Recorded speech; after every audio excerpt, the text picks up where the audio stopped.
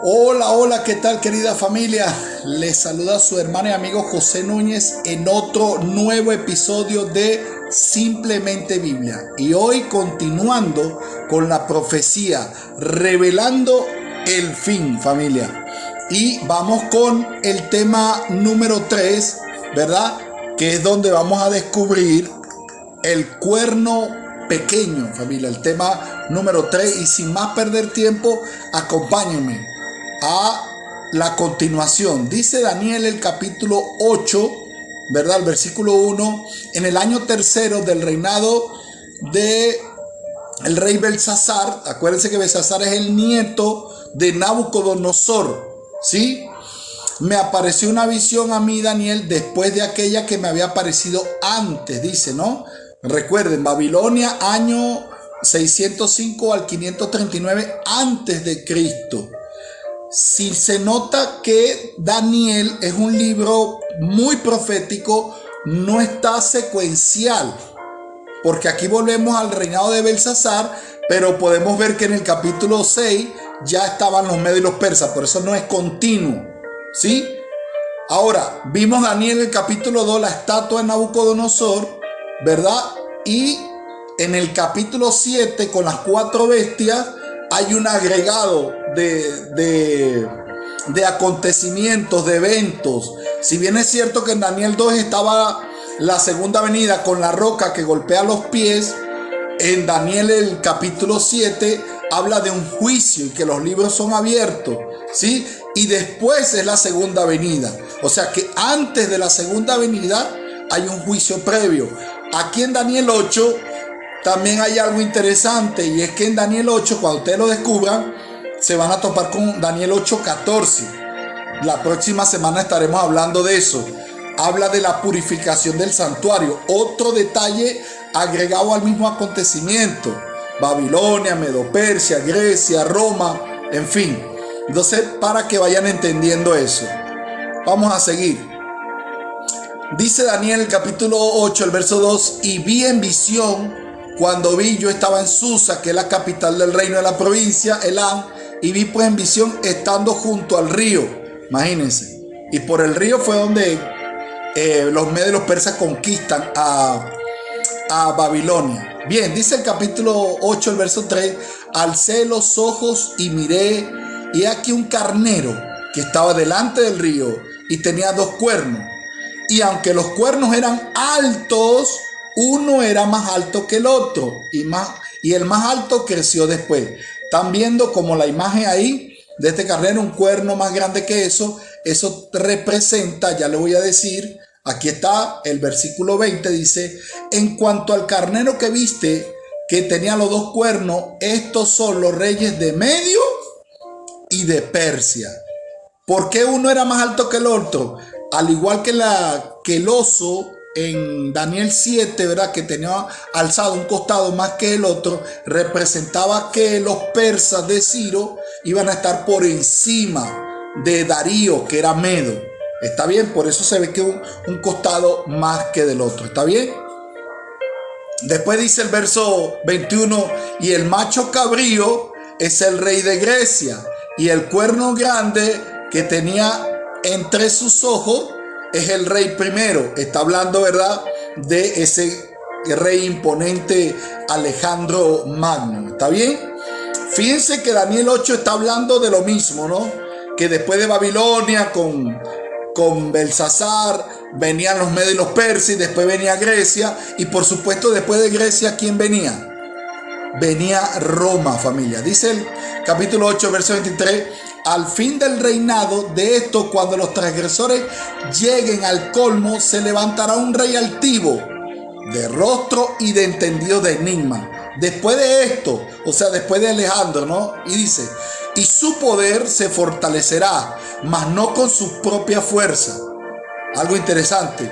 Y causará grandes ruinas y prosperará y hará arbitrariamente. Esto es un dato interesante. Hará arbitrariamente y destruirá a los fuertes y al pueblo de los santos. Este es un dato que identifica ese cuerno pequeño. que destruyó al pueblo de los santos, que hará arbitrariamente. ¿Qué es arbitrariamente? Que va a hacer lo que él diga, las decisiones que él tome, eso es y punto. ¿Ve? Eso es algo interesante de una única institución religiosa. Ahora Daniel 8:25, con su sagacidad hará prosperar el engaño en su mano y en su corazón se engrandecerá y sin aviso destruirá a muchos y se levantará contra el príncipe de los príncipes, pero será quebrantado aún no por mano humana. Y aquí hay algo interesante porque este Daniel 8:25 es muy parecido, se pudiera decir que es paralelo con Daniel 7:25, que ahorita vamos a ir a él. ¿Por qué? Porque miren algo interesante, dice, o sea, prosperará el engaño en su mano. El engaño, la mentira, el error. ¿Ve? Dice que va a destruir a muchos. Y también algo interesante que dice que se levantará contra el príncipe de los príncipes, contra Cristo Jesús. Y si nos ponemos a sacar cuenta, fue un gobernador romano quien es el que condena a Jesús. ¿Sí o no? ¿Quién clava en una cruz a Cristo? Los romanos. Y por si fuera poco, la lanza que le atraviesa el costado a Cristo lo hizo fue un romano. Y ahí donde dice que aunque no por mano humana, que será quebrantado, es la promesa de Cristo Jesús, que destruirá a ese sistema, ¿no?, religioso como tal. ¿Está bien? Ahora sí, vámonos al texto que habíamos dejado de Daniel 7:25, porque aquí hay varias características de ese cuerno pequeño. Dice, y hablará palabras contra el Altísimo. ¿Qué quiere decir esto? Que este cuerno pequeño se iba a ir en contra de lo que Dios dice. Se iba a ir en contra de lo que Dios dice en su palabra, en las Sagradas Escrituras. Y a los santos del Altísimo quebrantará. ¿Quién es el único ente religioso que mató a cristianos por demás? Dicho de paso, que ha matado más personas que las 2 guerras mundiales que han habido. Voy a darles un dato que tengo acá, y es que en la inauguración del Coliseo de Roma se mataron a 70,000 cristianos. Cristianos que no querían arrodillarse, dar adoración a un ser humano, arrodillarse ante una estatua, ante una imagen, ¿ve? Que iba en contra de los principios de Roma. Ahora, mire lo que dice el texto. Y pensará en cambiar los tiempos y la ley. Esa institución religiosa cambió la ley. ¿Cuál ley? La ley de Dios, donde dice, por ejemplo, en el segundo mandamiento, que no adorarás ni te postrarás ante ninguna estatua o imagen de lo que esté arriba en el cielo ni en la tierra. Ese mandamiento lo quitaron, ¿sí? Y el 4.º mandamiento, acuérdate del sábado, también lo quitaron. ¿Ve? Hicieron un cambio de la ley. Si ustedes no me creen, vayan, confírmenlo con un libro catecismo y compárenlo con Éxodo 20. Vayan al catecismo y se paran donde habla de la ley de Dios en el catecismo, y van a ver la ley que aparece ahí, y lo van a ver con la Biblia en Éxodo 20, cómo lo cambiaron.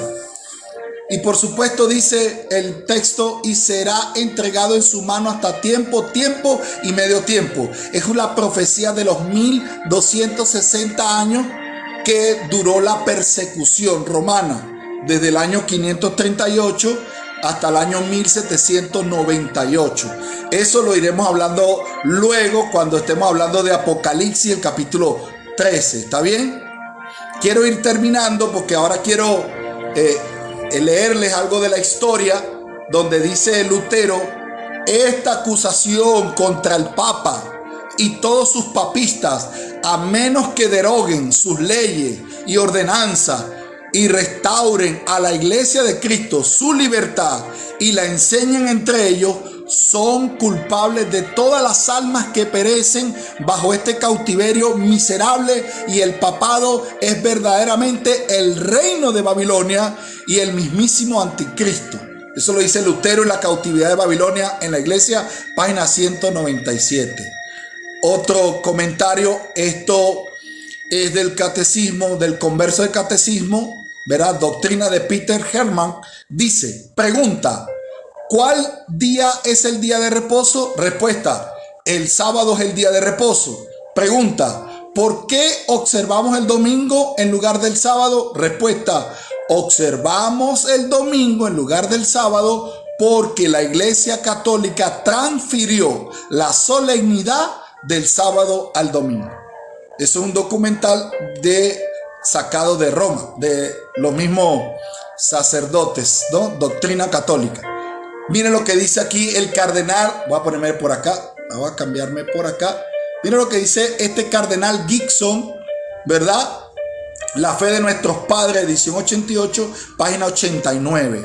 Podrás leer la Biblia desde el Génesis hasta el Apocalipsis y no encontrarás ni una sola línea que autorice la santificación del domingo.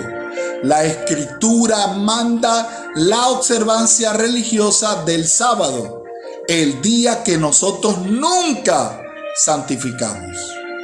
Miren este dato interesante, ¿no?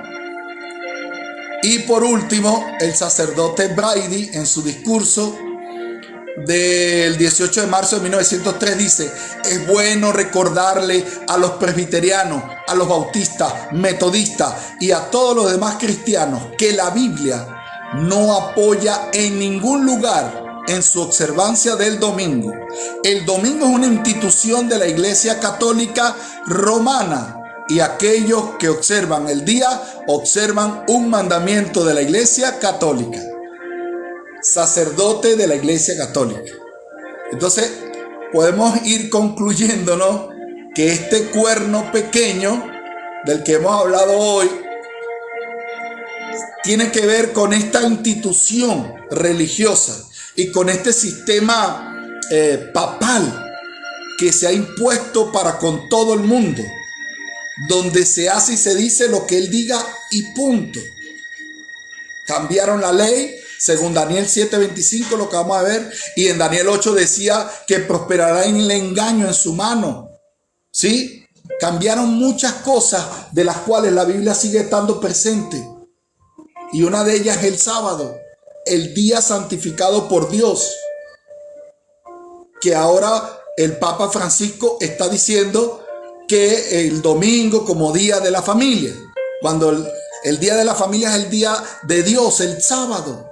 Y algo interesante, y pueden buscarlo en lo documental, el Papa Francisco hace poco, hablando de la muerte de los santos, ¿no?, cuando dice Daniel 7:25 que quebrantará a los santos del Altísimo, el Papa Francisco hace poco pidió perdón.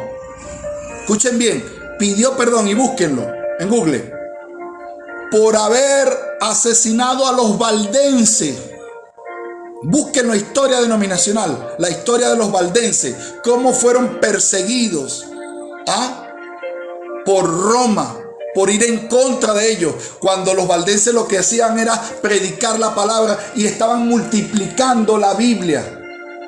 ¿Ve? La Inquisición, todas esas matanzas diabólicas que hicieron, eso no puede ser en vano, familia. Cuando quisieron quemar las Biblias. Y otro dato interesante que hace tiempo atrás lo escuché y lo vi por el documental, cuando el Papa Juan Pablo II, si no me equivoco, pide perdón también por la muerte de Juan Hus y de Jerónimo, su amigo, que fueron quemados en la hoguera en Grecia. ¿Por qué? Por esto. Por ir en contra de los errores doctrinales que tenía la Iglesia Católica para ese entonces. Todos ellos fueron asesinados, fueron perseguidos. Entonces son cosas que la Biblia describe como el cuerno pequeño, familia. Y en usted está el que pueda seguir investigando, indagando, por supuesto con la dirección de Dios, bajo la conducción del Espíritu Santo. Así que Dios le bendiga y Dios me les guarde, y nos despedimos en esta hora, familia. Así que chao, chao, nos despedimos.